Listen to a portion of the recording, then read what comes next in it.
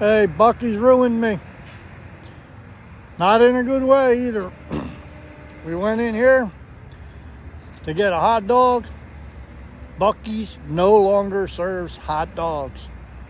They took out all the order kiosks. Okay? Can't order any food. It's all grab and go. You can't even order French fries separate. They come with the chicken and fries. That's it. Grab and go. You can't do anything. And you get 2 condiments with your order. I didn't realize that. They charged me for ketchup.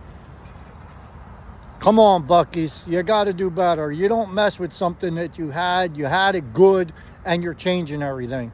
Well, now I'm not going to eat here no more.